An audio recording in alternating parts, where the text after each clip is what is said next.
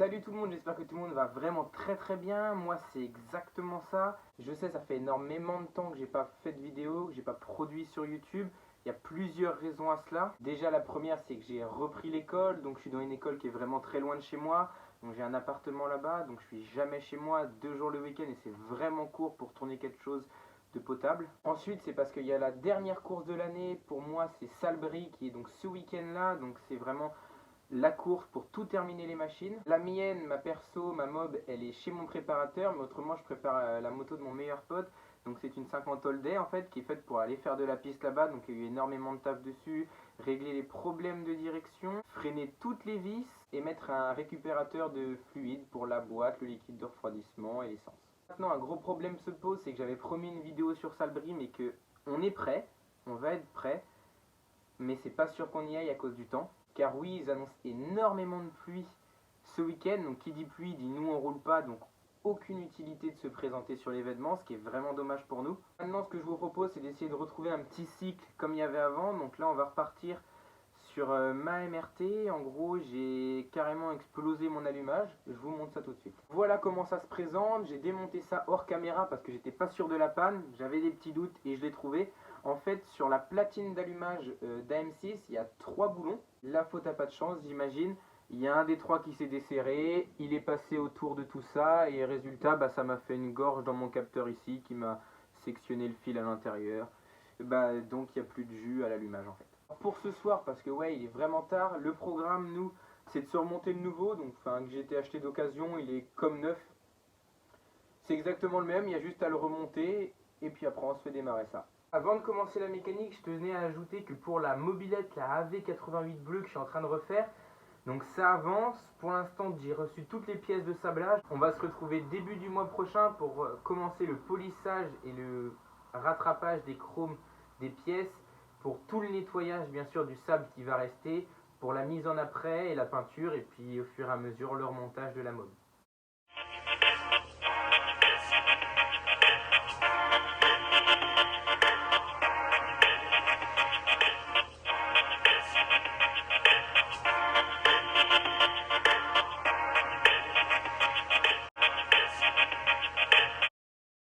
Pas de la magie, c'est juste la table élévatrice qui est descendue, t'inquiète. Pour faire ça sous forme de petit tutoriel, je vais déjà vous montrer tous les outils qu'il faut pour changer un allumage.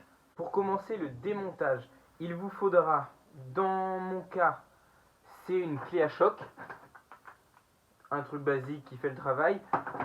Autrement, si vous n'avez pas ce type d'outil, la version un peu moins bien, c'est le bloc piston. On introduit ça à la place de la bougie. Il faut vraiment y aller délicatement. Et après, une clé à cliquet pour pouvoir dévisser le boulon d'allumage. Tu n'auras pas le choix de passer par là, c'est forcément un arrache-volant magnétique. Moi, c'est de la marque Easy Boost. Il n'est pas trop cher et il se vend partout sur Amazon et sur tous les sites de 50 cm3 ou sur leur site à eux. Aussi ce type d'arrache qui vient aussi de la marque Easy Boost si vous avez d'autres allumages que celui d'origine. Une fois que votre pièce elle est retirée, vous allez tomber devant votre allumage. Là, il y aura 3 vis à tête cruciforme, donc un petit tournevis, un petit coup de maillet sur la tête pour le débloquer si vraiment il y a besoin, et autrement les 3 premiers boulons sortent. Ensuite, il ne reste plus que les 3 pour la platine et le tour est joué. On se retrouve comme moi maintenant. Pour le remontage, je vais le faire en accéléré, en timelapse vite fait. C'est du Loctite, ça il n'y a pas le choix. Il en faut 3 petites gouttes, c'est pas grand chose, mais il n'y a pas le choix pour être sûr qu'il n'y ait plus le problème qui m'est arrivé dans mon cas. On commence par remonter la platine, ensuite je remonte le stator, et après je viendrai remettre ça, le rotor, avec ma clé à choc.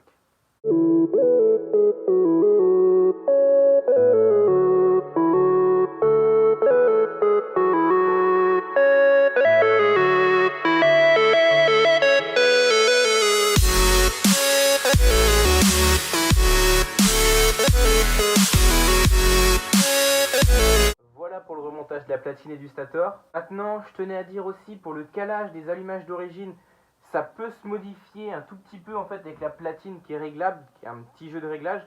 Moi, je l'ai remontée exactement comme elle était, donc montée d'usine. Et ensuite, le calage se fait directement avec la clavette. Je suis venu nettoyer tout mon rotor. Maintenant, je viens le mettre sur le vilebrequin en face grâce à la clavette. Il me reste plus que mon boulon d'allumage à visser avec ma clé à choc. C'est remonté, j'ai resserré mon boulon à la clé à choc. Maintenant, je vais mettre des petits riselants pour tenir mon fil tout le long du cadre et je vais venir rebrancher mes fils au faisceau électrique.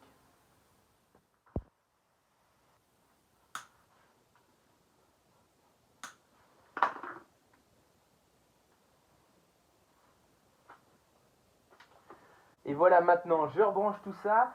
Comme c'était déjà dit dans ma vidéo tutoriel sur tout le faisceau électrique, le fil jaune va pour les feux, ça se branche directement au régulateur. Et ensuite, le rouge, le blanc et le vert, c'est sur le CDI Ducati Energia. Tout est enfin remonté, maintenant on se fait le test en direct pour le redémarrage depuis bientôt un mois. J'ouvre l'essence sur on, je mets le contact, et puis je vais kicker.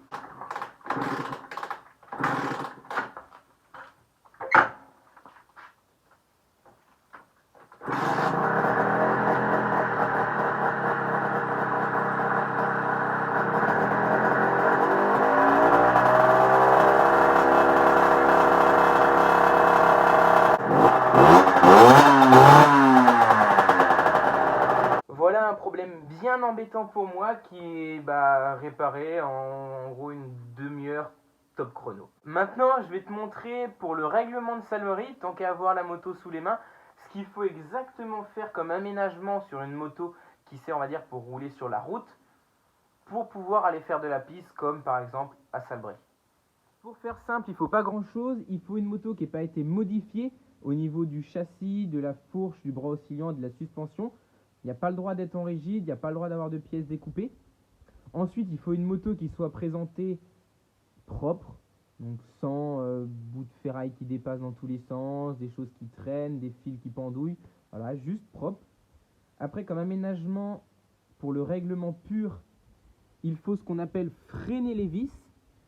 Freiner les vis, c'est tout simplement mettre un bout de fil de fer relié à un autre boulon pour ne pas que celui-ci puisse se desserrer. Par exemple, on voit celui du remplissage d'huile ici. En dessous, il y a celui pour la vidange. Et il faut faire le frein arrière comme ça et le frein avant qui est fait.